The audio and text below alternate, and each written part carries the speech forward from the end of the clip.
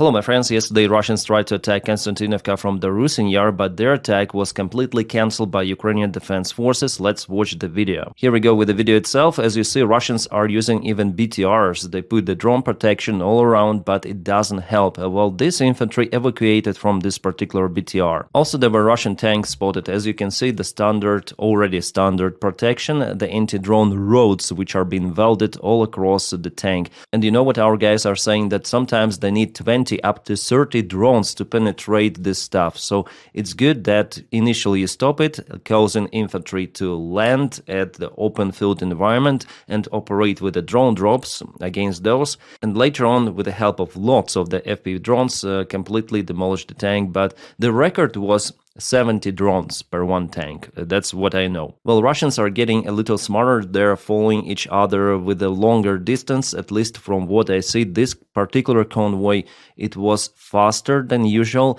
And they also tried to use bad weather conditions, early morning fog, but for them, accidentally weather improved and it was clear sky by the time Ukraine spotted the Russian movement. It was just in time for Ukraine to deal with this one. Guys from the 93rd Brigade, they're very capable. Holodny Yar, that's the name of the brigade. As you see, this tankist, he even saw the drone coming, tried to turn, but it was too late. Yeah, one more BTR. So the final task for Ukraine was to find the Russian infantry all around. They landed somewhere in the tree lines. At this time of the year, it's kind of easy to spot Russians because there are no leaves on the trees, so no zelonka. It's called like green, yeah, something green leaves that might create some sort of the shelter. Not any longer. And for Russians, those attacks, convoy attacks, they bring absolutely tremendous losses, even more than during the summertime. The end of the video I cannot show you because there are lots of the Russian infantry running away from Ukrainian drones unsuccessfully. What I may show you is the screenshot from the Russian Telegram channels, military bloggers. They say that our forces are moving ahead north from Ruzzian Yar village. As you saw, unsuccessful movement, yes. So once again, Ruzzian Yar, Russians somehow put this village under their control, but it's not like that. They tried to go there, but totally were demolished. Their main tactical goal is to advance towards Konstantinovka from this direction. So far, Russians are not that successful in Konstantinovka as they want to. But let's go. Yeah, we're gonna skip Mirnograd Pokrovsk for now. I'm gonna speak about it in this video. But I want to point out the Russian breakthrough, that's what they say on their channels, the breakthrough towards Novopavlovka. That's the Dnipropetrovsk Oblast. This is the border between Donetsk and Dnipropetrovsk. Well, here Russians attacked with 10 of the armored vehicles. There were some of the tanks and BMPs. Well, in this case, this convoy was spotted kind of late. So Russians managed to successfully reach Novopavlovka, at least southern outskirts of Novopavlovka, and land the infantry forces. So the infantry is now spread in a half of this settlement. They're hiding in the basements, in ruined buildings. But again, the weather improved quite fast, and our guys managed to kaput several of the Russian vehicles. I have one more video showing it. Yeah, you see how our guys are forced to operate kind of the thick fog, but nevertheless, this vehicle was spotted. What is visibility here? Well, maximum 1,000 feet, maybe even less. I would say 200 meters, not more. So obviously our guys are risking to lose lots of the drones, but there is no other option than to try to stop Russian advancement. And here the vehicle was spotted and hit. The video comes from Ukrainian volunteer fund Sternenko, and I also gonna speak about Sternenko himself and his evaluation of the situation on the front lines, which is not that optimistic. However, I agree with most of what he says. But at first, let's watch what happened. So I cannot show you the kabooms themselves, guys, on this platform, maybe just like that, still images. As you may say, this is the Russian BMP. The operation of the Ukrainian drone operators is happening within this settlement. So the convoy was spotted kind of late because, again, of the bad weather. But you see that the weather already improved. While judging on this video, Russians lost tank and several of the armored vehicles.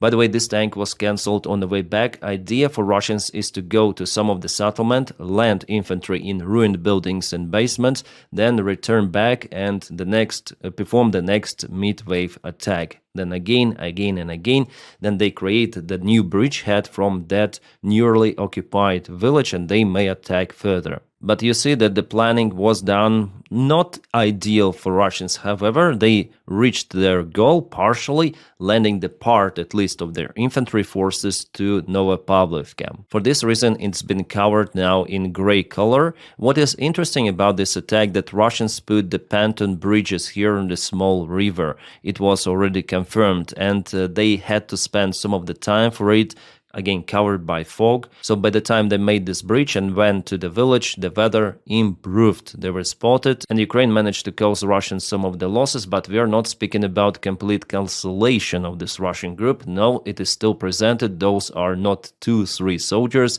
We may speak about substantial amount of the Russian infantry there, but what about the further attacks?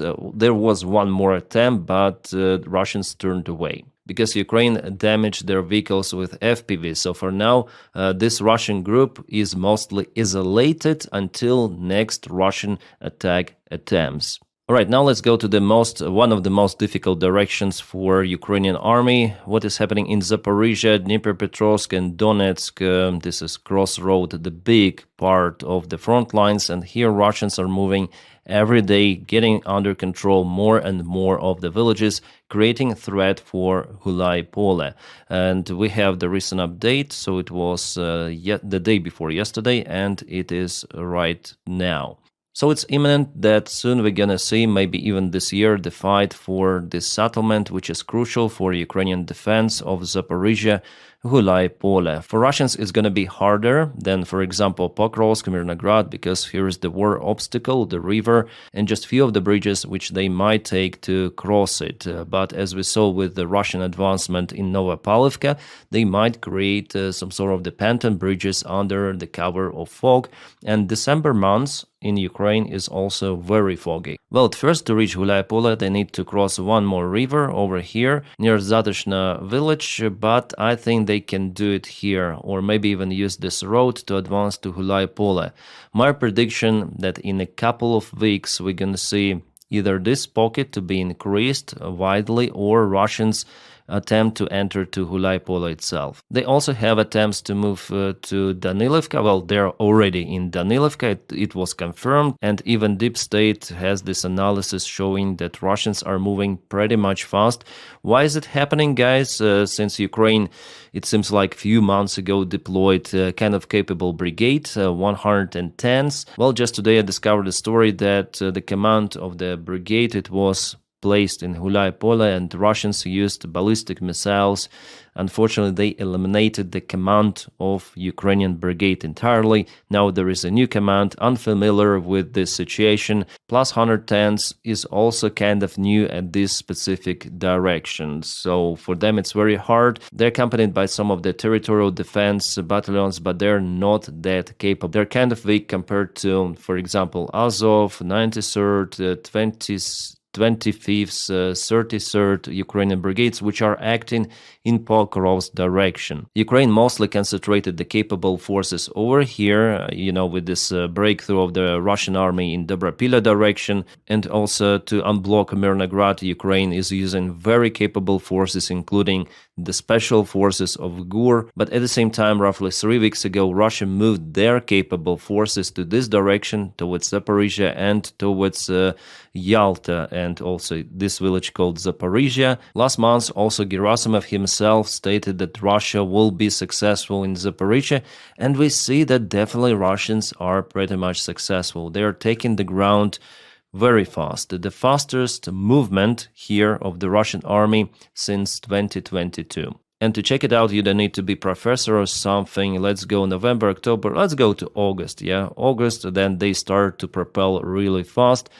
1st of August and today. So you see, for 1 to 3, 4 months, Russians are, or 3.5 months, Russians are quite successful. And Russians are already reaching the last defense line of Ukraine before Zaporizhia. Basically, we are speaking about possible Russian advancement to this very big settlement in 2026. Let me show you the data from Clement Molin Analytic. So here you can see the Russian attack, and those are the recent Russian territorial gains. This is not the gray area. No, it's still under their control. The gray area is over here. Yeah, it's smaller. The red arrows here show the actual directions of the Russian attack. The white arrows that it will be like that Russians will attack towards reaching the Ukrainian main defense line over here. And in some points they already penetrated. Actually, they moved over here. If we speak about the village of Danilivka, it's already behind the defense line. Russians just bypassed it. So the defense line is not that robust as it could be. So once again, they're very close over here. And I would say that now they're very close to Gulaipole. This map is a little bit outdated, yeah, as you might say.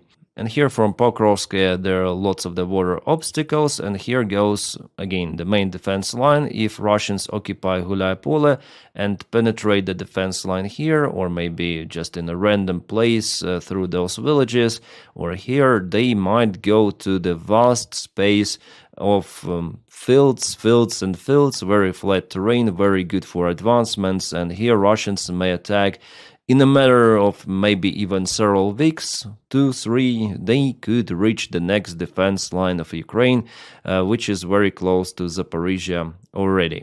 And Ukraine cannot build new defense lines over here because it's dangerous. Russians are using Lancet drones and other munition, some of the ballistic missiles, aviation gliding bombs to hit Ukrainian engineering forces, which are building those trenches. I already shared the videos on my channel of the actual impacts of Russian Lancet towards tractors and escalators, cranes and everything.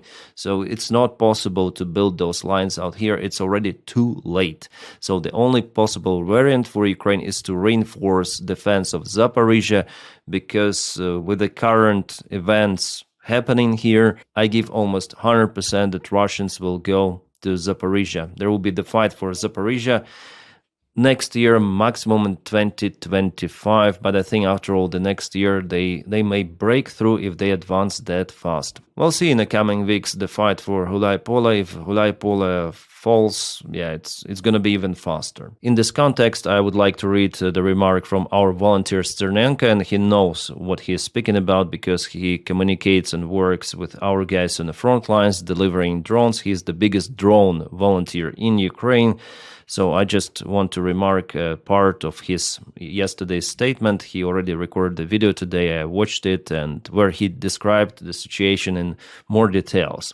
What he says that our defense is collapsing. It is just a matter of time, then Russian tanks will enter Zaporizhia and Dnipro. We are heading towards a catastrophe of strategic scale that could lead to the loss of the statehood. And today in his video he described what he meant by that. He says that without army reforms, with the current resources Ukrainian army has, with this limited support from our allies, with sometimes inadequate command of Ukrainian army. Also, I continue to tell about Manko, who is freaking crazy and who commands over the part of this direction. I don't know why Syrskyi didn't dismiss the guy who just openly published the military maps, current military maps on TikTok, and who continued to tell that the Ukrainian army repelled all of the Russian attacks, but somehow every of his reports are more to the west. We repelled attack from those villages, we repelled attack from those villages, and probably in the next year he will say that we repelled Russian attack in Zaporizhia, and then in fact Russians will occupy the settlement. There's pretty much high chance for it, judging on the scale of the Russian army movement, and Sternenko is absolutely right with his remark that without reforms, of the government and first of all army, yes, army command and government, Ukraine has no chances to withstand against prevailing Russian army. And we see that throughout all of those 4 years of war, no reforms were done, or minimum reforms, just at the surface. They tried to polish everything, but everything should be changed. And Syrskyi, well, as for me, Syrskyi is not competent if he keeps those incompetent commanders. And judging on defense organized in Pokrovsk, Mirnograd, judging on the defense organized in the Zaporizhia direction, because it was evident that Russia is sending their forces here few months ago, but nothing was done. New defense lines were not built at the proper time. The defense lines which were built over here, they're mostly down to defend attacks from the south, not from the eastern side. Why, you may ask Ukrainian military command or Ukrainian government how they organized everything of that. The organization is terrible. The local command with this crazy Manko is incompetent. And by losing of the statehood, Sternenko means the losing of the big cities like Zaporizhia, Dnipro, maybe more, the occupation of the many more Ukrainian territories, which could lead to internal crisis of the country, and that may lead to the entire occupation of Ukraine or almost full occupation of Ukraine. And he also agrees with the Chechen scenario that Ukrainians will be used in further wars against some of the other countries, maybe even NATO countries or in Central Asia, because idea for Russia is to restore Russian Empire, Soviet Union, and since they're getting the ground under control, they don't want to stop. It's understandable why Putin is not willing to stop, because he is gaining the ground. He has this initiative on the front lines, and no politician in the world, including Donald Trump, may force Putin to slow down or to stop. Yeah, for Ukraine, obviously, it's better to stop. Zelensky already agrees on that. Okay, we're gonna slow down and stop, stand still, and wait for the Russian regime to change, to collapse. But for Putin, it's better, as he thinks, to continue the fight, continue war, which brings huge losses for Ukraine, for Russia. Ukraine tries to eliminate some of the income for Russians hitting Russian oil facilities. Oil ports like Novorossiysk, yes, it harms Russia a lot, but Russia still has, it's very big economy, big country. For Russia to struggle, you need many, many years, and for Ukraine, defending is the only option, because what other option Ukraine has? To surrender?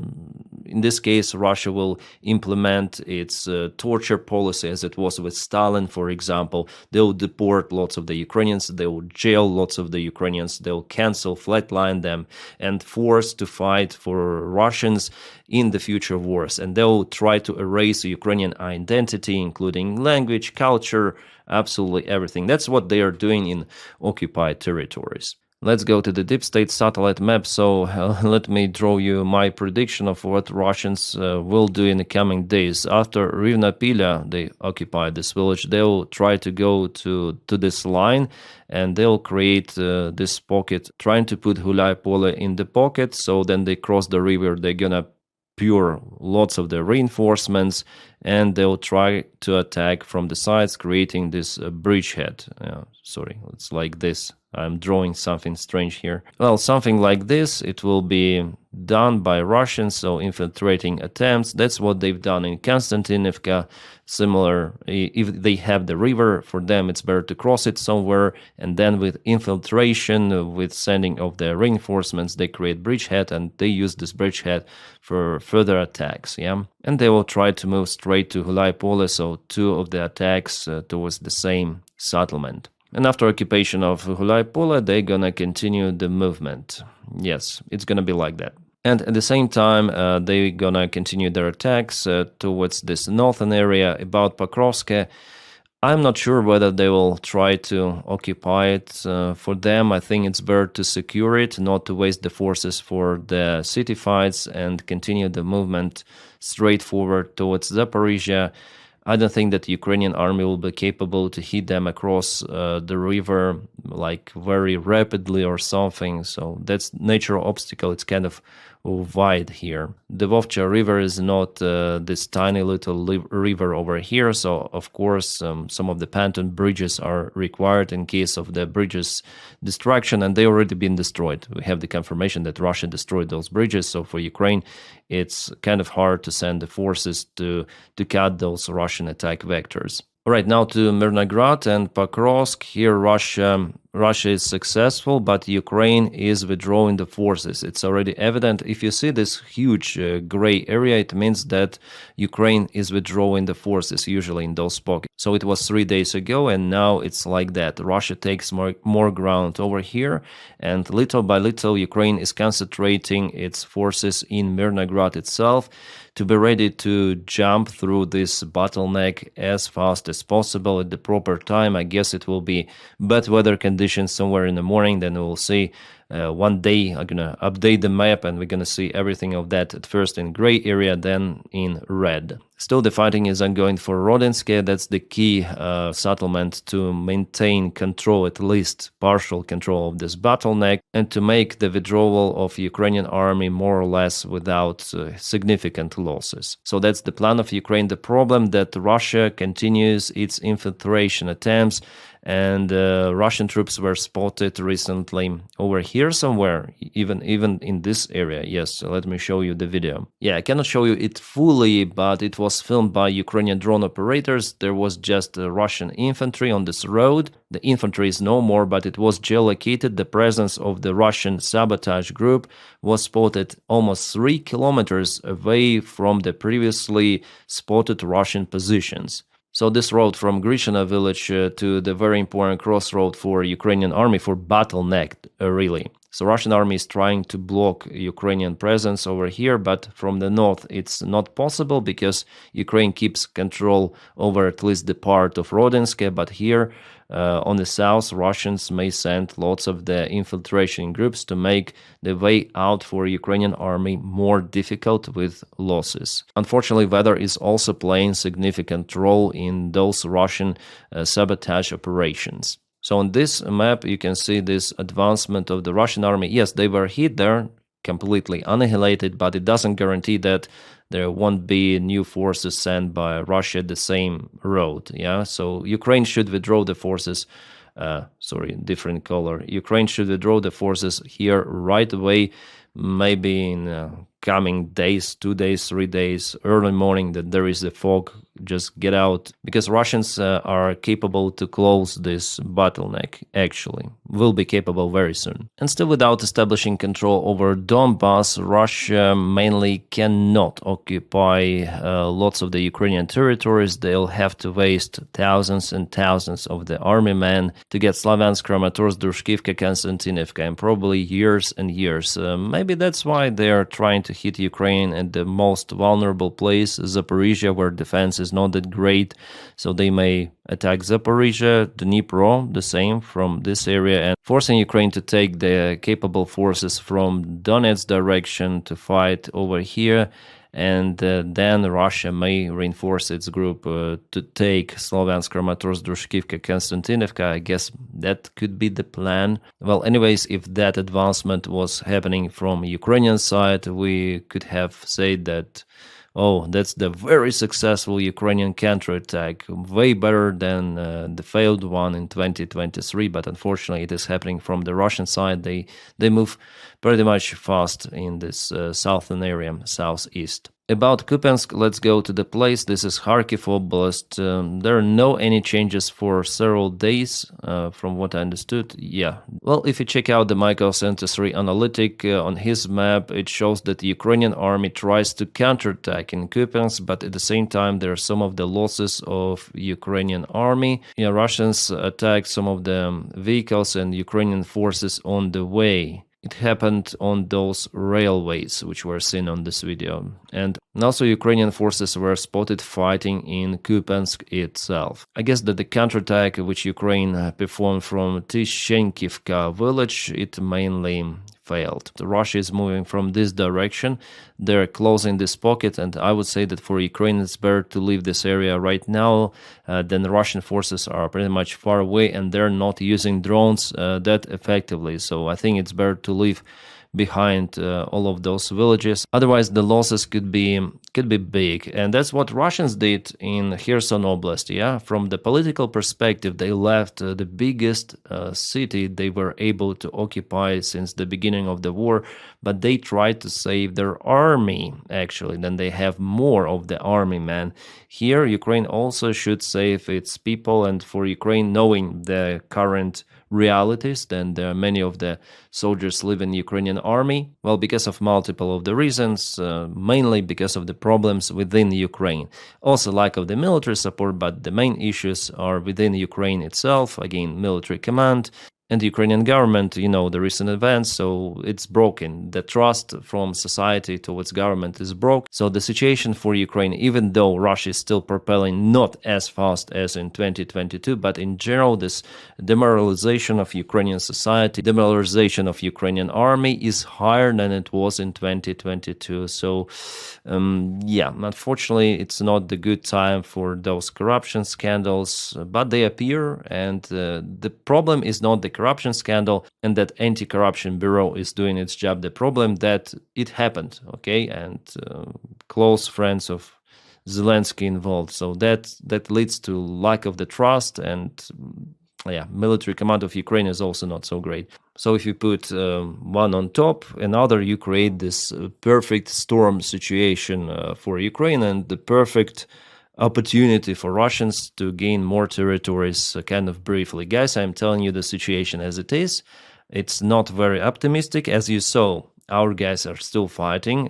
They were capable to stop two of the Russian main assaults. Well, this one was not stopped, but Russians landed their infantry, however, with significant losses. Our guys are trying to do what they can do in the current weather conditions. In Mirnograd, it's the failure of Ukrainian command, not of our guys. But in Konstantinivka, definitely the big Russian convoy was stopped, so our guys are still capable. And this counterattack was brilliant operation with our capable armed forces, but Ukraine has just few of those brigades, battalions, so not everywhere they can be used. There is the lack of resources, army men in Ukraine. That's why Russia continued to take the ground. And yesterday on my stream with my subscribers, followers, we analyzed the situation also on the Frontlines. Yes, I have another channel. It's in the video description just below. I stream there every day, some trash stuff, and also reviewing the news, Frontlines sometimes. So we came to the conclusion that after Russia occupied Soledar, it was a long time ago, and Bakhmut, since the time Ukraine wasn't able to break the situation in its favor. There was the Kursk operation, but finally it finished, yes, and Russians even entered Sumy region after it. So if we speak about this strategic perspective from after the occupation of Soledar and after Ukraine was successful in Kherson, Russia keeps this initiative, and now we see that they increased the pressure on Ukraine. The counteroffensive of Ukraine could have changed something, but no. It was mainly a failure. Ukraine attacked the most defended area. Then the realities of war were already different. There were drones used.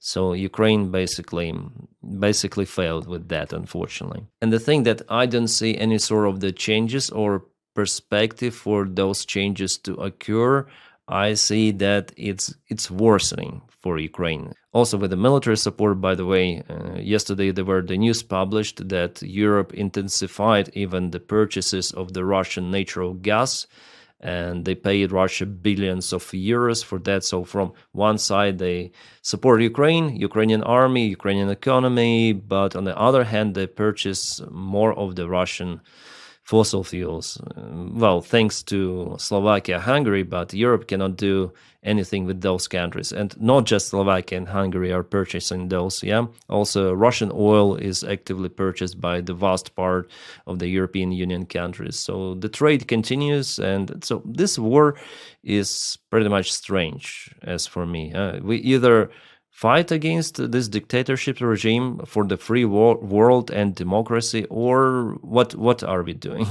So it's very, very strange. So if it continues as it is, I don't have good news, guys. Absolutely. In the long-term perspective, I don't have the good news for Ukraine.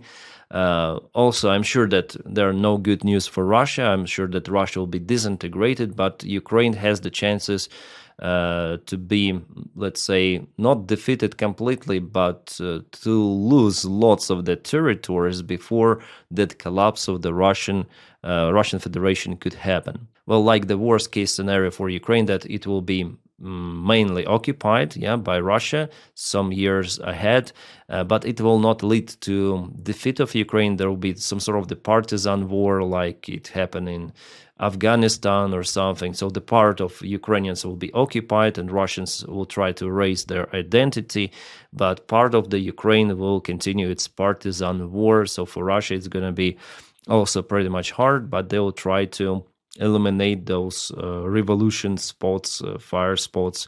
Yeah, it's gonna be like maybe even close to Syrian scenario, but with two of the sides. Also, Russia now provides mobilization campaigns in Luhansk. For example, Luhansk Oblast, they mobilize people, as they say, to defend the Russian energy infrastructure within Russia, but in fact, they send people on the front lines. It's very terrible that they force Ukrainians to fight against Ukrainians. And about the crisis of the Russian economy, yes, for Russia, I need to film a separate video about the current state of it. Yes, it's getting worse for Russia, but it doesn't mean that the Russian economy will crash very soon, no. Plus, it seems like Russia has lots of the army men still and volunteers happy to join the Russian army. They also hire people from in other countries, paying lots of the money, like uncomparable to what Ukraine pays for own soldiers.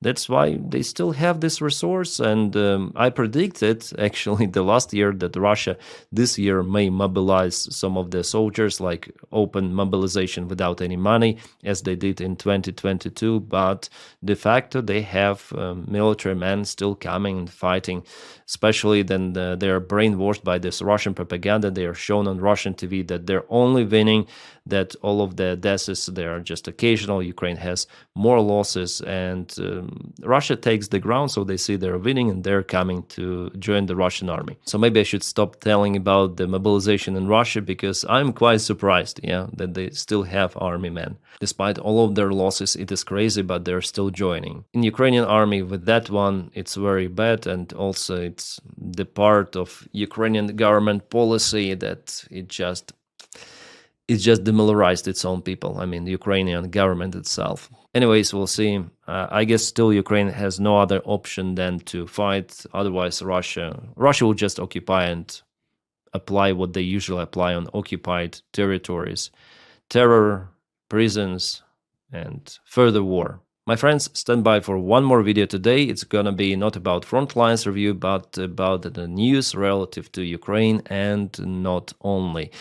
Thank you for your kind support on Patreon. It really matters. It keeps me running. And also on membership. To join me on Patreon, just check out the link in the video description below. To join me on membership, just press the join button somewhere over here, because that's how you keep me filming and working. You're hiring me for this review, which is, I would say, pretty much honest. I try to say the things as they are. Well, if you don't have this opportunity to support me on Patreon or membership, just press the like to this video and also subscribe for the channel. That's how you boost this video in YouTube algorithms. That also helps me a lot. My friends, I wish you all a peaceful sky wherever you are, and have a great time.